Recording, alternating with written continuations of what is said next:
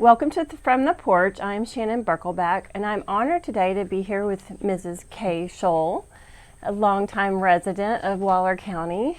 And before we get started, though, I do want to tell you, in case you don't finish this whole episode, that please subscribe. Sometimes you're watching this in a place that doesn't let you view it on Facebook, and please subscribe and share with your friends. So first, I just am interested in you telling us your story of, how you came to Waller County. Well, my family has been here for many years. My great-grandfather actually purchased this property and gave property for the Pine Island Baptist Church. He had 9 children, and so then it was divided amongst them. And my father spent much of his life regrouping all the property. And so where we live right now is something that my great-grandfather bought. So my grandfather was born here in Hempstead, probably in the 1880s. I'm not sure exactly when. My father was born here. I was born here. My father and I had the same first grade teacher. So we've been around here for a long time. And my dad was the city manager of Hempstead for 35 years. He loved Hempstead, and so when you see a lot of curb and gutter, he worked with Mr. Otis Stiers to put that in. And when you see all those dips that you wish you didn't have to drive through, he's probably responsible for those too, slowing down the traffic. Well, sometimes we do just need to slow down. Yes, well, you'll have to in Hempstead, or your car will be in big trouble. So we used to have a hospital in Hempstead. Yes, Was we that did. Is that where you were born? Or? No, that had not been built yet. Okay. That was built about the same time as the courthouse they just torn down. Okay. But there still is the building, Dr. Walker's clinic. My sister was born in my grandmother's home because there was no clinic there, and she was 3 years older than I am. Right. But I was actually born at his clinic, and it is the building. I'm not sure who owns it right now, but it's next to where the Hempstead Theater was, just kind of across the street from that. That was the first medical place. The Walker Building? Yes. Okay, so it's called. That's good. Yes. Dr. Walker was a wonderful, longtime doctor here and the mayor of Hempstead during, I think, most of my dad's tenure, maybe longer than that. So. Right. Yes. So you said you haven't lived here your whole life, though, so... No, we lived in Houston for about 35 years. Either Houston or Bel Air. And so my husband retired about 20 years ago, and so we moved out here.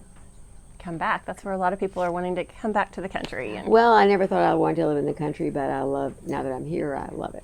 yes, you get to do your morning walks. It's really Yes, it's really that's beautiful right. here on your porch. It's peaceful with the birds. Oh, it is. Birds, butterflies. My husband likes to garden.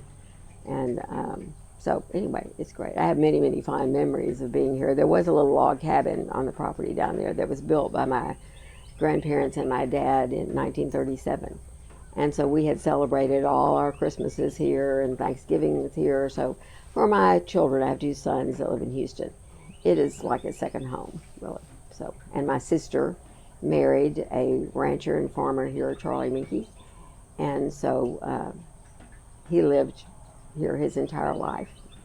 And so they were here. So when we retired, it seemed like it. And my mother was still living then. She was a school teacher in the Hempstead school system.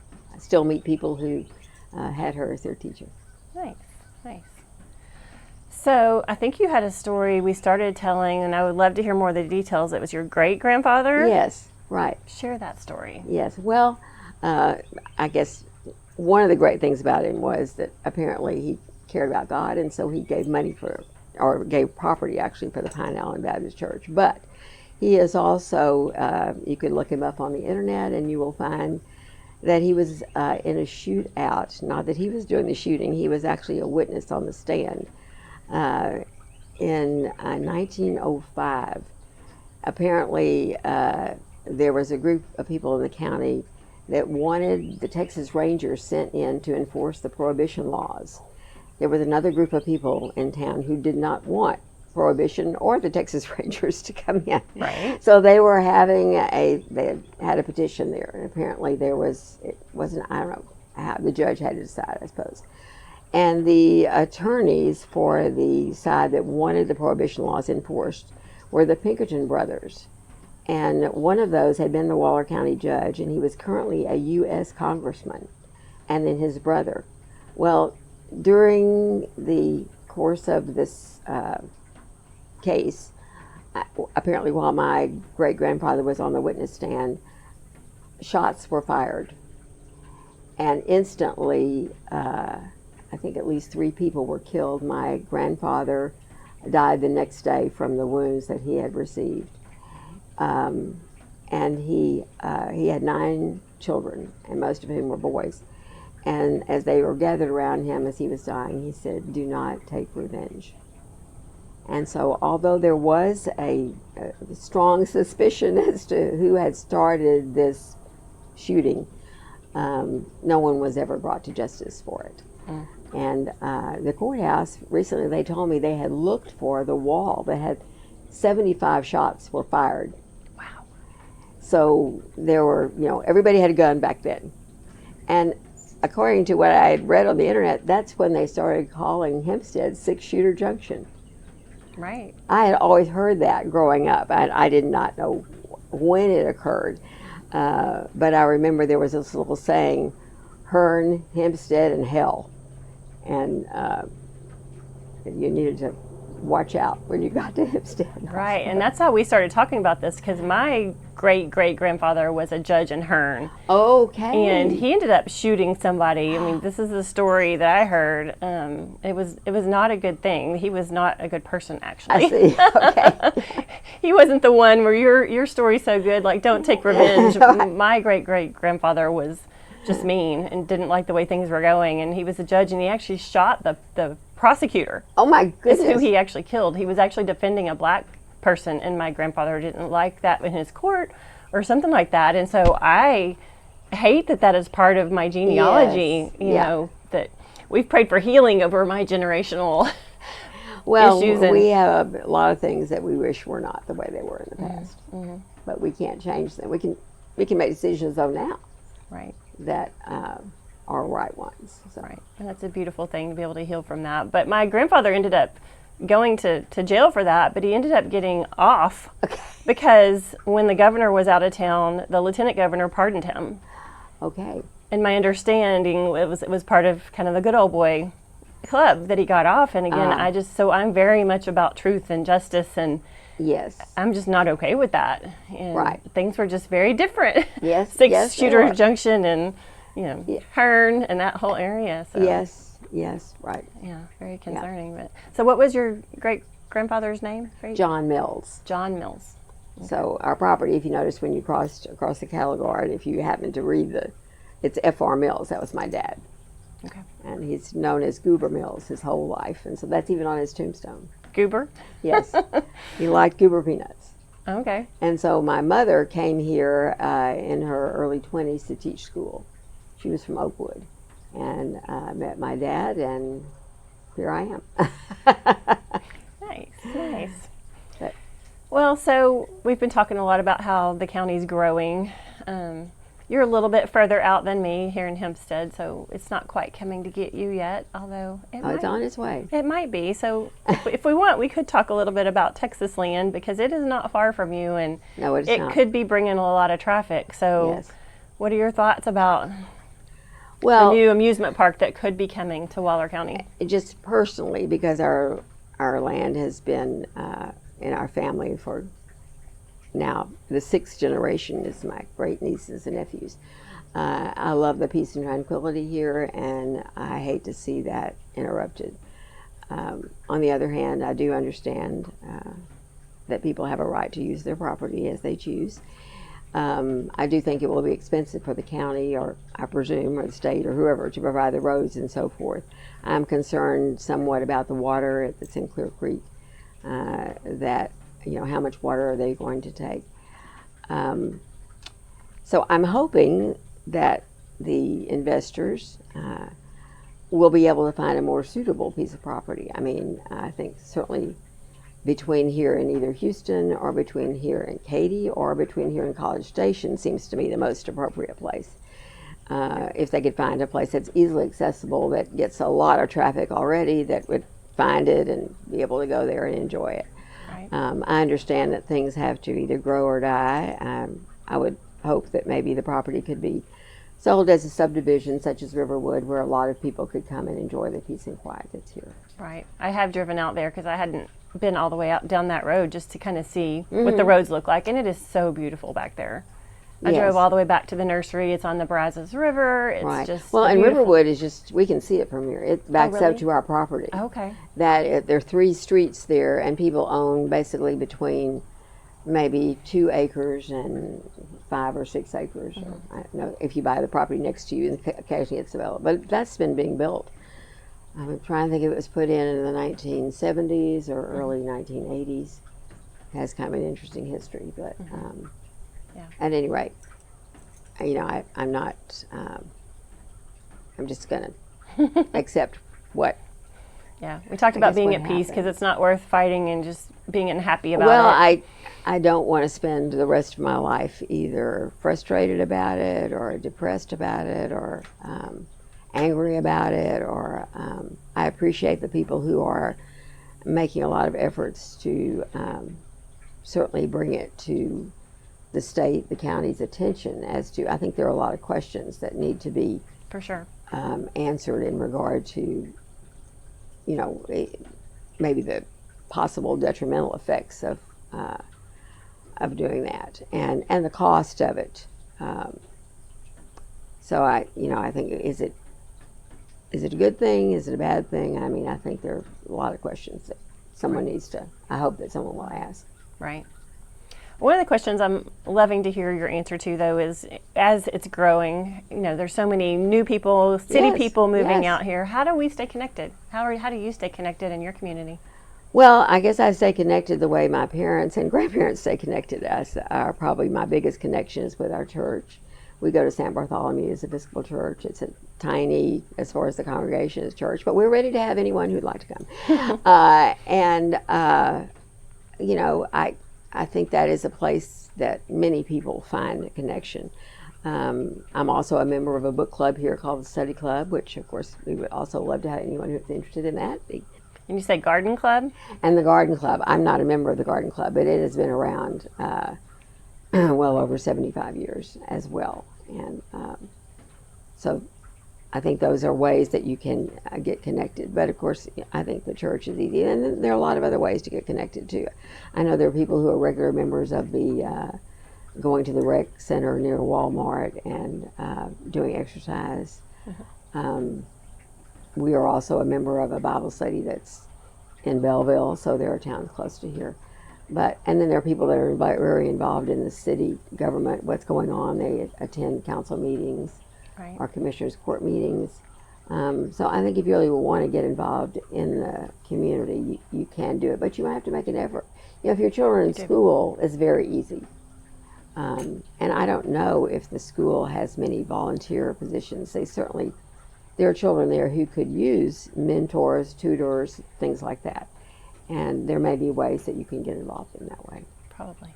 So. And we met through prayer group. That's right. Our prayer group that meets on Tuesdays to pray for the city of Hempstead is very diverse, has all sorts of, you know, it's ethnically diverse, it's culturally diverse, it's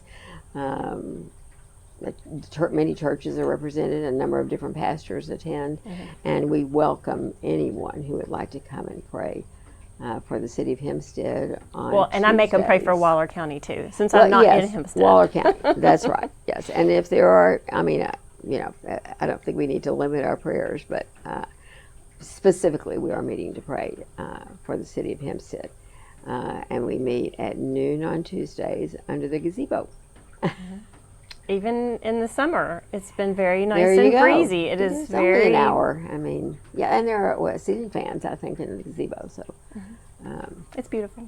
it is. It's nice, and I've enjoyed meeting the people that are coming to it, and every city needs prayer, so we're no different than anyone else.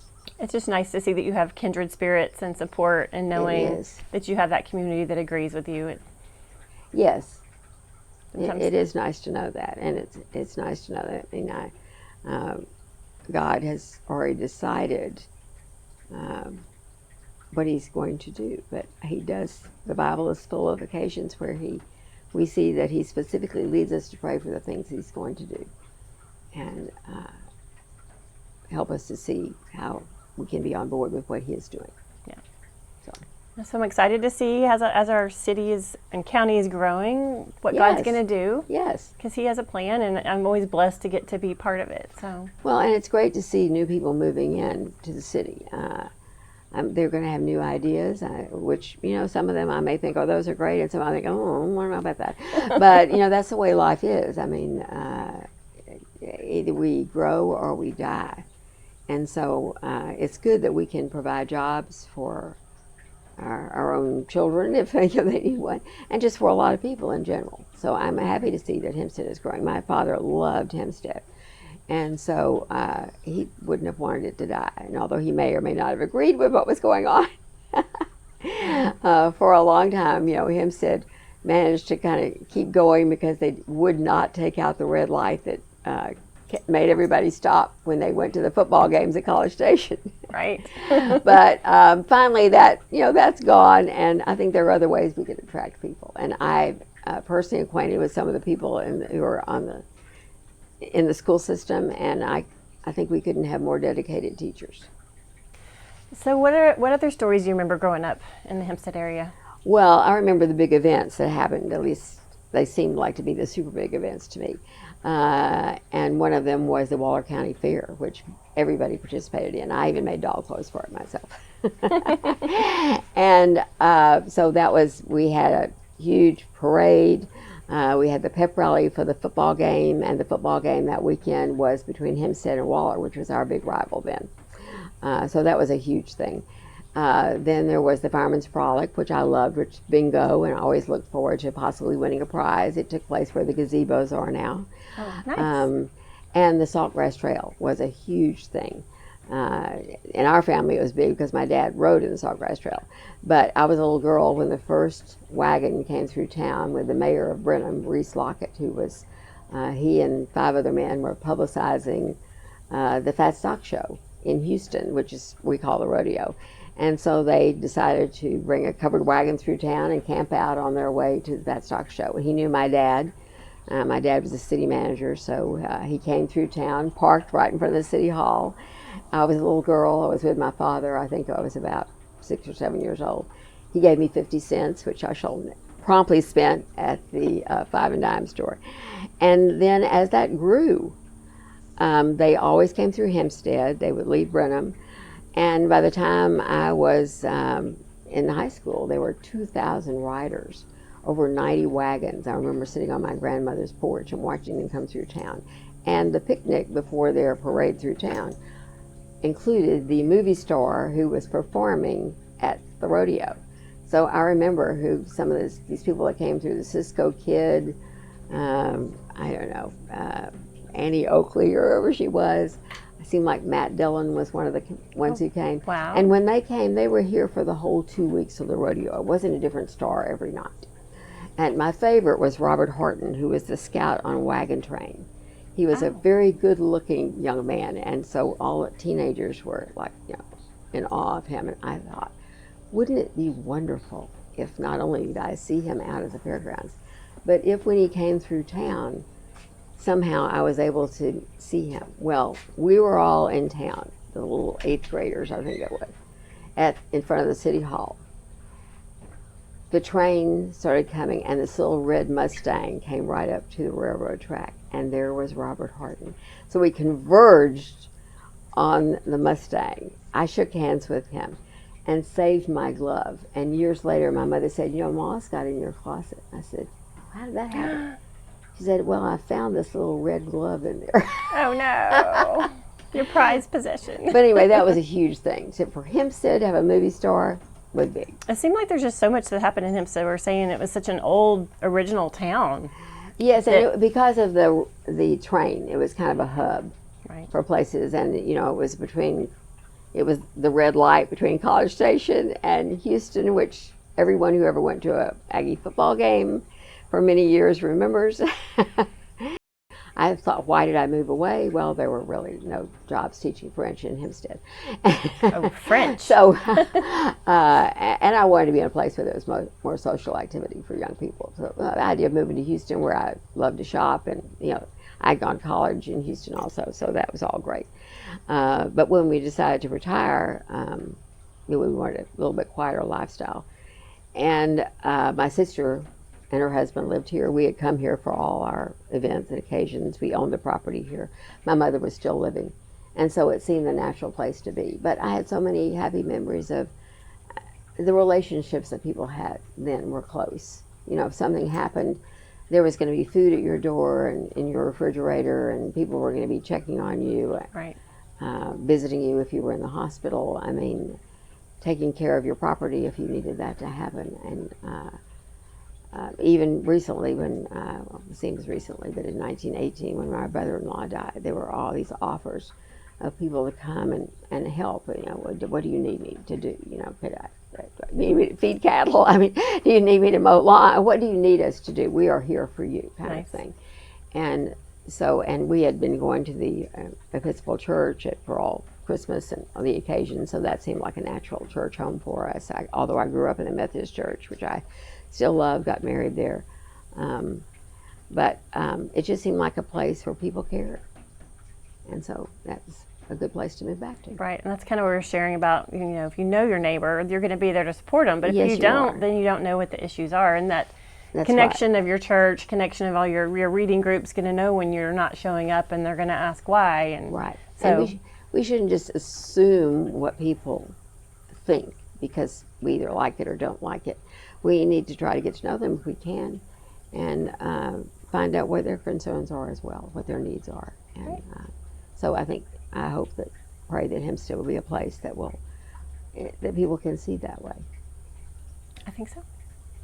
Well, thank you so much for sharing your story, your life, and your heart. We really appreciate it. And Well, I'm going to challenge you guys to, if you don't grow, you're going to die. So get connected, be part of this community, or you will not have a productive life. You won't have a rich, full life. So come be part of it.